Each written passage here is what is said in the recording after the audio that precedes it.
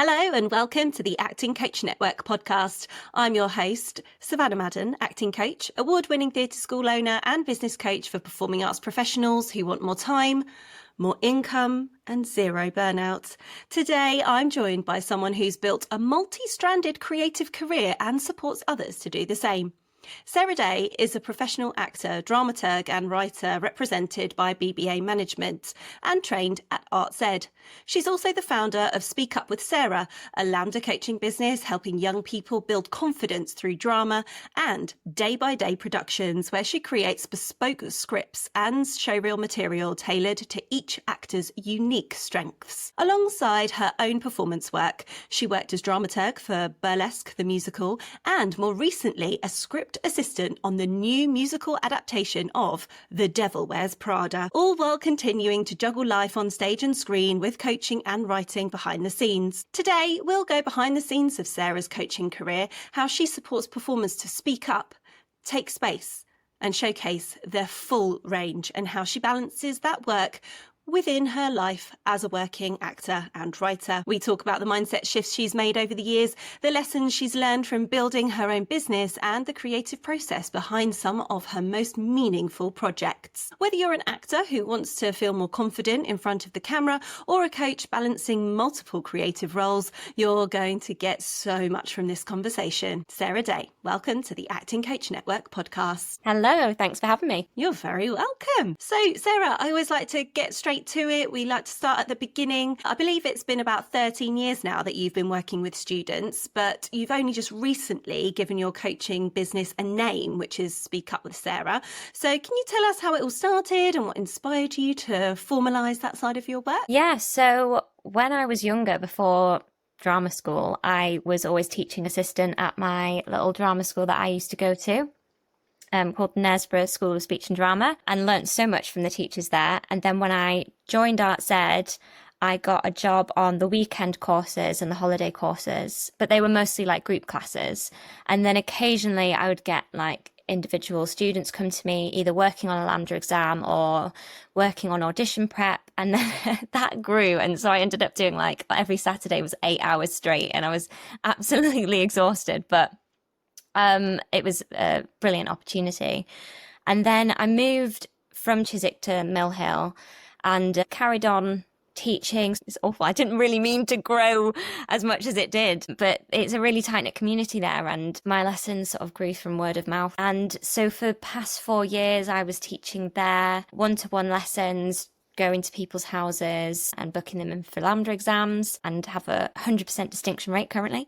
Very good. So really proud of everyone, all my students. And then I would get asked, like, I'd be walking the dog and you'd start talking to people and they go, oh, I've got a daughter, I'm thinking of her doing LAMDA, have you got a platform or anything? And I didn't, because I was fortunate enough to be fully booked. But then I started thinking half my students are going to be going to high school soon, you know what it's like, schedule changes, or they decide they want to do sport instead, and that's totally fine. So I was like, maybe I should just have something that people can go to. I'm not the best at social media, but I've actually been enjoying doing it, because also it's been a place where I can celebrate my students' successes. Some of them are also represented by professional agents, so they're in big shows in the West End, so I can celebrate that or wish them luck for an audition. So yeah, that's kind of how it grew. Kind of fell into it. Yeah, I can really resonate with that. I feel like that's how I started my business as well. I love, though, that you've created your platform to be able to celebrate those students. I've also seen that you give out some really good tips and advice on there as well. And yeah, lovely to be able to give people shout outs and celebrate all their successes, whether that be that they achieve something really cool like at school, or whether it's an exam result or a professional job. But you do teach a very big range of abilities, from sort of 4-year-olds doing the little introductory exams and all of that to very different things like adults preparing for boardroom speeches. So how do you approach adapting your coaching style across such a broad spectrum?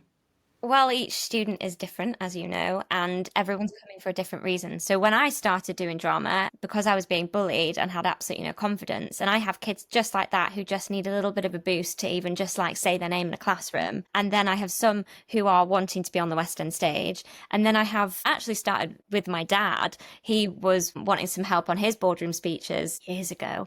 And so I'd give him like little tips and coach him on that. And then I started having parents from when I was living in Mill Hill. Lots of them are lawyers and things like that. So they just wanted help with any nerves and breath control. So I always start with a trial session, find out, because everyone's different, find out what they're exactly wanting from the session, just sort of grow from there. Over the past years, I say that my 10-year-olds now are very different from my 10-year-olds 10 years ago, just from things Very like true. Technology and everything. They learn things differently. And so it's myself adapting to students as well. Of course, my little one, he is already buying into the thing that you can get things instantly, which I'm like, oh, this is not a great way, not a great start. That he can have music played instantly. And he is very young. So I love that you started coaching with your dad. That's a brilliant isn't it? Yeah. He still does it now, and he did like my wedding speech, obviously, as father of the bride, and there he is with his little notes and his lines and his breath marks, and it's very sweet. That is excellent. Tips for life. Because the thing is that not everybody is good at speaking in public. It is a skill. And I think a lot of people think if you're confident, you can speak in public and it's fine. But you might be a really confident person, but not able to do that. And I think a lot of people just don't really realise how much work goes into speaking in public. So I'm sure you're making a massive difference to a lot of people. So for anyone listening who's new maybe to coaching, whether that be any type of performing arts coaching or LAMDA specifically, and hasn't considered it before, what do you think are some of the biggest benefits for LAMDA training for young people, both in and out of the industry? Well, the benefits are just watching them grow in confidence. Have, as I say, students who were born for the stage. There's no problem with their confidence. But I have students who, one in particular that springs to mind. And when I must have been teaching him 4 years now. When I first started teaching him, he wouldn't even look me in the eye. I'd barely get a word out of him in the lessons. Now he's literally about to take his 4th LAMDA exam on the public speaking. Because that's the other thing what I quite like about LAMDA is there are some that are perfect for the acting syllabus, but he wouldn't be right for that. That's not what his goals are for, and he wouldn't be comfortable doing that. But he's so good at the speaking in public ones, and it's more beneficial to him because he doesn't want to be on stage.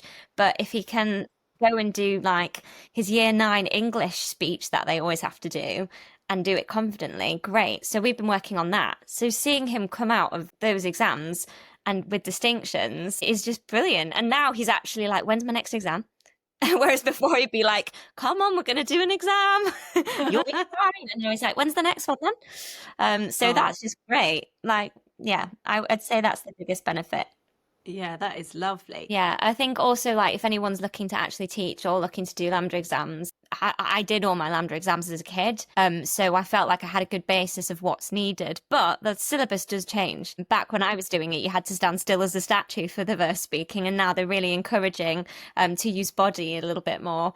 So I think if you've done your LAMDA exams, just polish yourself up on the syllabus now. And then if you haven't, I think there's lots of training stuff you can go to or shadow someone. That would be my advice if you're looking to do that. Amazing. That's a great bit of advice. So I want to move on now to talk about your other company, which is Day by Day Productions. Oh, it's such a brilliant idea. You create original scripts tailored to each actor's USP. So how did that part of your business come about? So I did the musical theatre course at Arts Ed, but I had also auditioned for the TV and film course, and I was on the reserve list for that, and then did musical theatre. But in 3rd year, we did some TV and film, and I just like fell in love with it. I was like, this is amazing. Why have I not done this for 3 years? But coming out of drama school, especially 10 years ago, as a musical theatre performer, it's a bit different now. They wouldn't take you seriously on TV and film. So I was like, I need to get something to show that I can act on screen.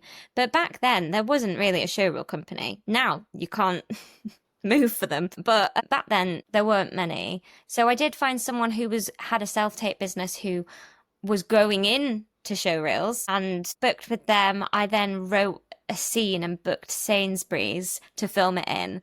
And I'm quite an organised person. I'm a bit of a moniker off Friends. So booked the location, wrote the script, found the scene partner and stuff, and we filmed it, and it worked out really well. And then they were just like, oh, actually, we need someone like you. So I just sort of grew from that, really. Started writing, and I think I've written over 1,000 scenes now for people, all of different genres. And it's just been a really great tool for me as a writer to learn. I mean, showreel scenes are very, very different from short films. They should be seen as a tool as opposed to a full-blown storyline. So that's something I'm very passionate about. I love it that you don't just help them with their script to tape their scenes for their showreel, but you're actually developing something bespoke that shows them at their best. So can you tell us what your process is like when you're writing for someone's showreel? How do you find their angle? Well, everyone is just so different. And so that's why I don't have a library of scripts for people to choose from. And I don't necessarily agree with that either, because you end up just getting carbon copies of the same script.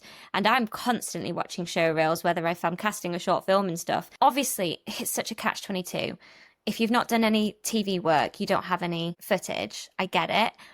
But it's so difficult when you then see two showreels and they've got the same scene and you instantly know they're showreel scenes. You're not wanting to pull the wool over their eyes. You have to have footage, but you want to make them not be going, oh, this is a showreel scene. You want to make them feel like they're watching something bigger. So I work with clients on that. Firstly, it started with, I don't know if you've read Talent Isn't Enough by Charlotte Thornton. She's absolutely brilliant and she would be my shout out person. It's really good. Does not sound like a book I have read, but it sounds like a book I would love to read. It's all about like treating yourself as an actor, as a business. And so that really inspired me. It's my favourite thing. Great. Yeah. Oh my God, it's so good. And she's also a mentor, like acting mentor as well. She's so brilliant. And basically I get actors to write a list of TV shows, films, characters they can realistically see themselves playing. And I mean that in the nicest way, because if you're just starting out, I don't think you're going to be James Bond. You never know, but it's fair.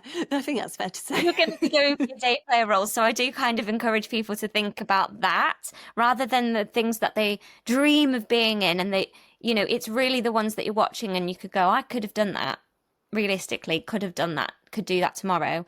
And just basically making it so clear and serving it up on a platter to casting directors so that, you know, I always say I might be the Yorkshire Terrier, and I always have a feisty Yorkshire scene because I know that if I email any like northern casting directors and they're then going, oh, we need like a feisty northerner, it will stick in their brain. So that's kind of where I come from.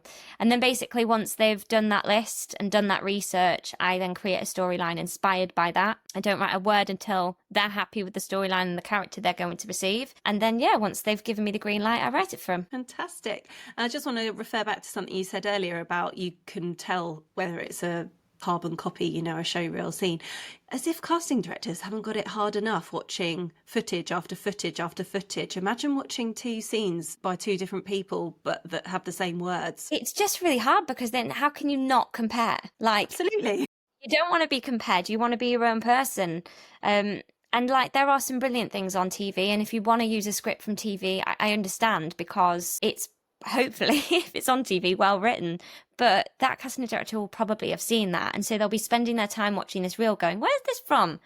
And start Googling as opposed to just watching you. Yeah, definitely. I totally agree with that. I remember my first ever showreel I filmed was scenes from things that I'd seen on TV. But yeah, we're talking more than 10 years ago there. So yes, we've moved on from that now. So you mentioned earlier that you have collaborated with other people to create location-based reels. So for actors wondering if that's worth the investment, what would you say makes a strong showreel stand out to a casting director? I think it's just about keeping it simple. Like just knowing what you're selling, you know, your spotlight is your shop front, knowing what you're selling. There's so many that want the most poshest location. I actually did a little reel on it recently because I've had some crazy location requests from like the Tower of London, which is just... For goodness sake. Yeah, someone wanted a Game of Thrones scene at the Tower of London. And I said, well, you've got the flight path overhead, you've got people in modern clothing around you, you've got the crown jewels there, so you've got security. It's just not going to that's just not going to work. And actually they had a go at me telling me that I was trying to upsell my package.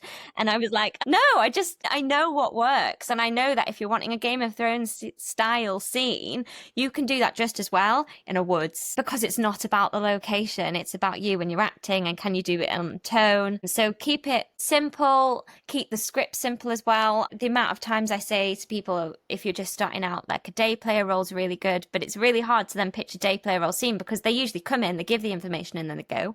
And that feels really boring as an actor. And so they go, oh, well, maybe we can throw this spanner in and we could do this. And it's like, no, keep it simple. Just show that you can come in, deliver the information, not distract from the main person in the scene. It's actually a really hard skill. So yeah, that would be my thing. And also, like, think about who your scene partner is. Don't have them like really close in casting to you. Make sure it's really clear whose reel this is.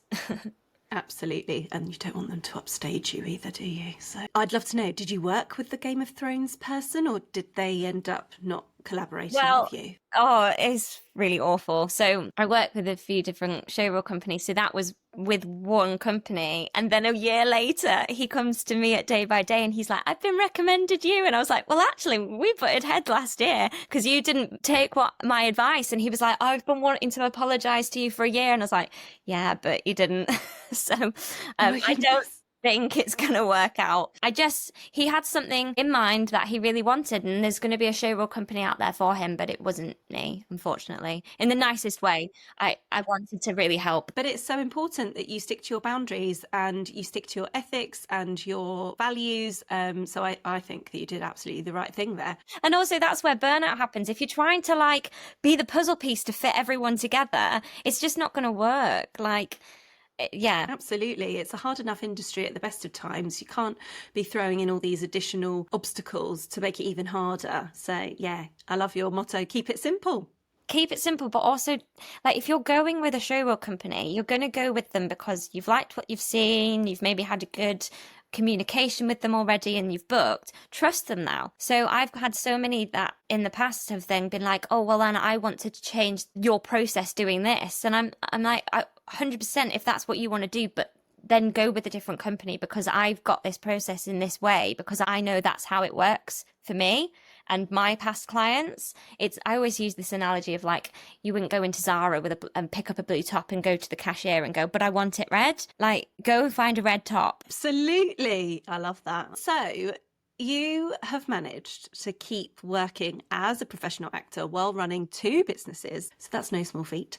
So what has helped you stay creatively fulfilled and financially stable whilst juggling all of those things? Oh, I mean, it's not been easy. And I'm still trying to find that balance. Trying to find the balance of like switching my phone off at 8 o'clock. Like, no replying to emails, but also staying creative in terms of doing other things that aren't acting. So I'm part of the netball team. I've just started paddle, book clubs, things like that. Just trying to do something that is not all acting because it can be really consuming and then you can start comparing and that's not good for anyone. So you've got lots of other creative outlets. It's nice to have other things outside, isn't it? Obviously, just a moment ago, you mentioned that burnout can rear its ugly head. It's a real risk, isn't it, in this business, especially when you really love what you do. So is having your hobbies like netball and paddle and going to book clubs, is that how you avoid overworking, or do you have any other methods or tips? I think that's how I'm an active person. Like, I can't just sit down. Same, I think yeah. I would go honestly doolally if I sat down too long. So I just know that if I'm playing paddle, there is nothing else I'm thinking about for an hour other than hitting that ball. And I actually feel better for it. And same with the reformer Pilates. If you think about something else other than what you're doing, you're going to fall off the bed. So for me, that's my sort of outlet. That's me in hot yoga.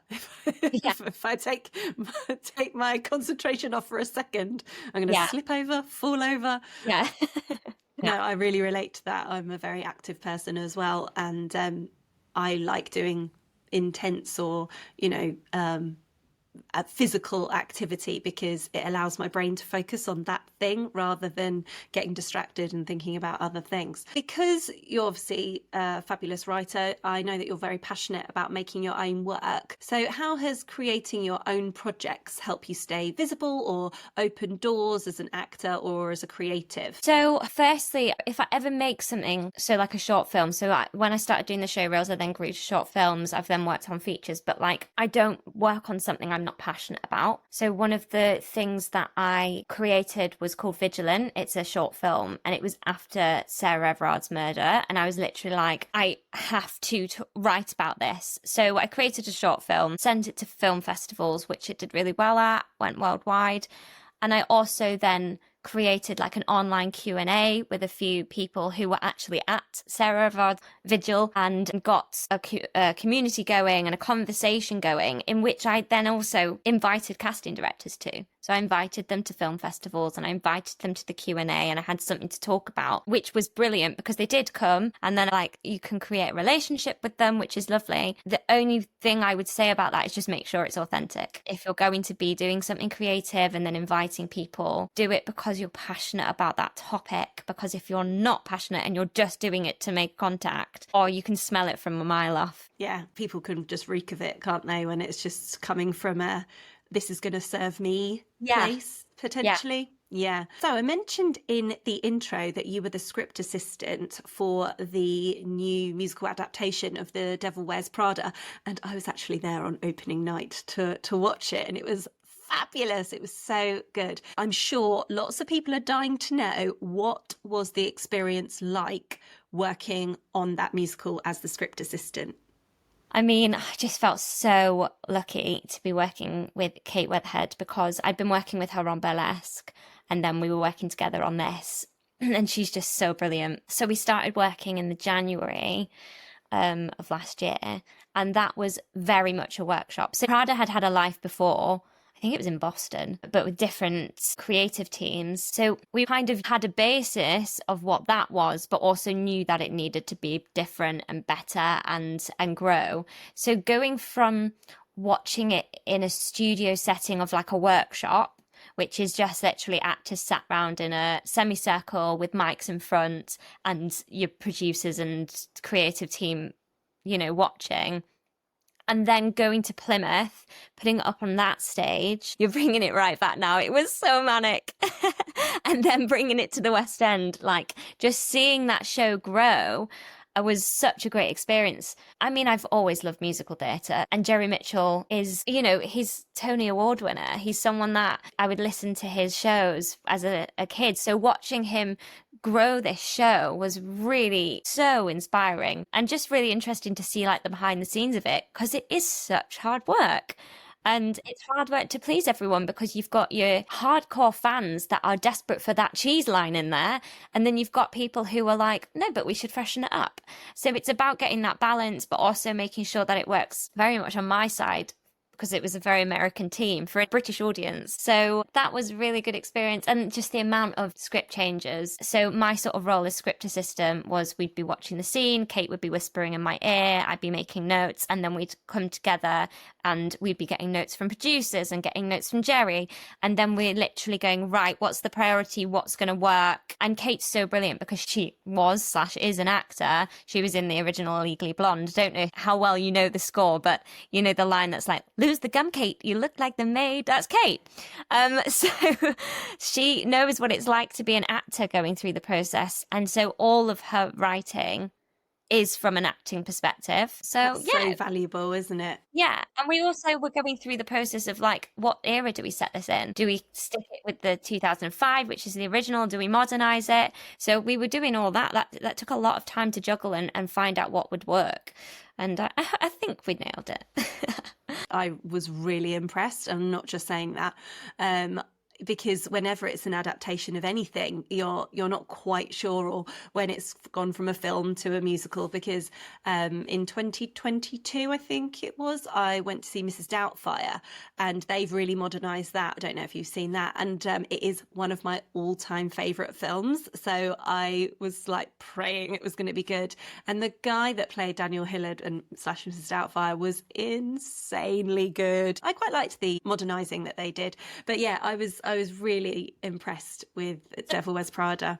Sometimes the modernizing can work, and I think, but this one, because there are so many like in fashion industry led jokes, that I'm not saying we're okay in 2005, but that we remember and that were like cutthroat, but also hilarious at the same time. You couldn't do that now, because if Miranda now was saying that stuff to her employees, HR would be on her.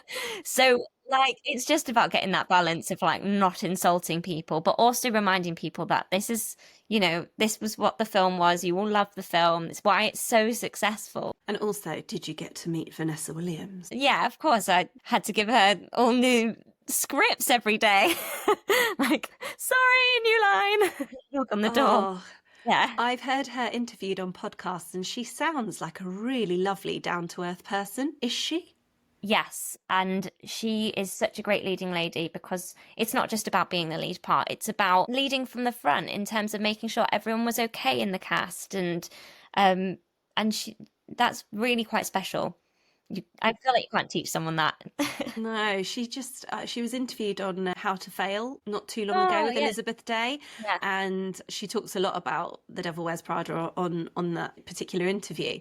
And I thought that she just sounded like an absolute like matriarch, that she is just leading from the front, as you say. And I know she was also going through quite a lot during a lot of that process as well, and to remain so authentic and professional. And she sounds very warm. So it's always nice when superstars are really nice people too, isn't it? Yeah. There's moments where you have to remember she's not Miranda Priestley, because or Wilhelmina Slater, of course, because that's what I grew up with.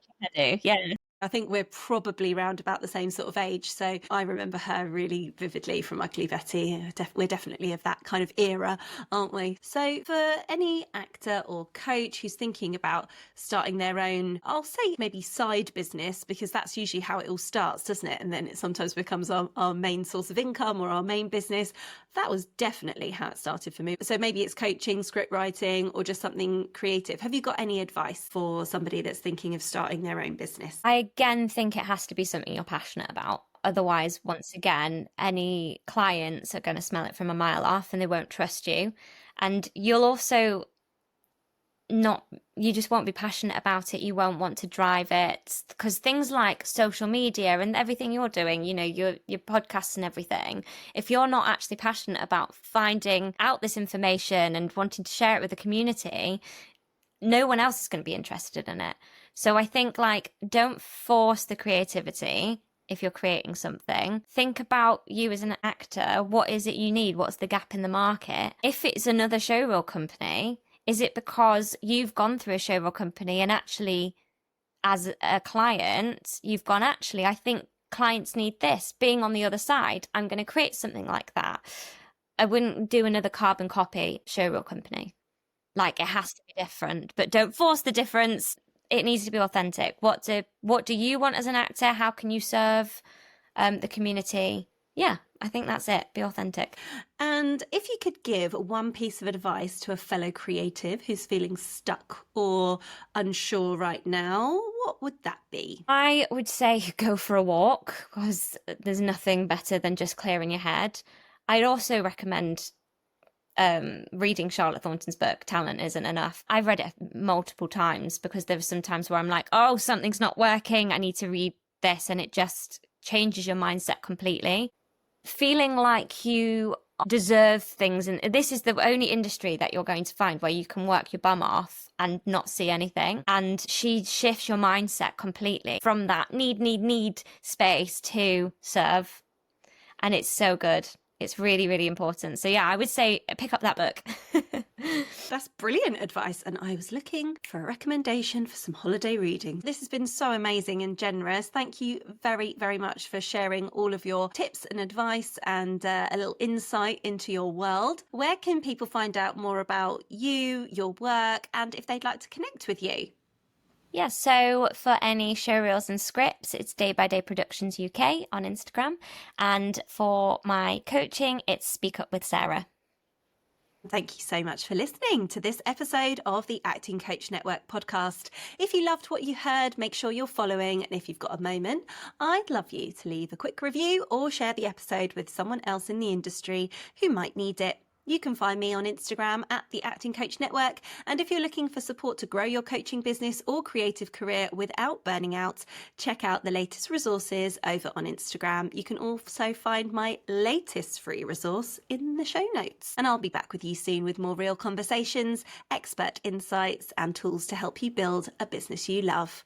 Until next time, keep going, stay kind to yourself, and I'll see you soon.